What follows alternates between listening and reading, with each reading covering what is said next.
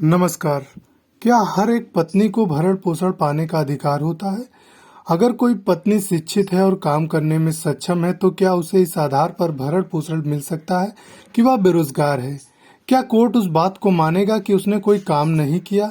दरअसल मामला ये है कि दिल्ली हाई कोर्ट ने हाल ही में एक केस में कहा है कि एक शिक्षित पत्नी जिसने पहले नौकरी की है उसे सिर्फ भरण पोषण पाने के लिए बेकार नहीं बैठना चाहिए। इस मामले में एक महिला ने सीआरपीसी की धारा 125 के तहत भरण पोषण की मांग की, जिसे फैमिली कोर्ट ने ठुकरा दिया।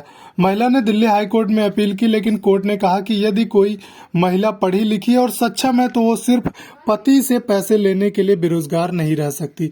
बताते चले कि महिला ने मास्टर्स की डिग्री ली थी। साल 2005 से 2007 तक दुबई में भी काम किया था, लेकिन उसके बाद से उसने कोई काम नहीं किया। महिला की शादी साल 2019 में हुई थी, जिसके बाद वह सिंगापुर चली गई थी। सिंगापुर जाने के बाद पति और ससुराल वालों ने उसे प्रताड़ित किया। केस में पति ने यह तर्क दिया कि उसकी पत्नी शिक्षित और सक्षम है, इसलिए उसे खुद ही अपना खर्च उठाना चाहिए।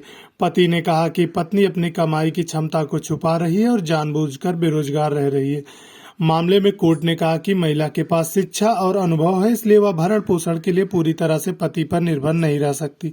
अगर वह कमाने में सक्षम है तो उसे प्रयास करना चाहिए, न कि भरण पोषण की मांग करनी चाहिए। अगर कोई पत्नी जानबूझकर बेरोजगार रहती है तो उसे कोर्ट इसे स्वीकार नहीं करेगा। तो इसमें आपकी क्या राय है? क्या एक शिक्षित पत्नी को इस आधार पर भरण पोषण मिलना चाहिए या नहीं, क्योंकि वह बेरोजगार है? इस पर आपकी क्या राय है? कमेंट में जरूर व्यक्त करें।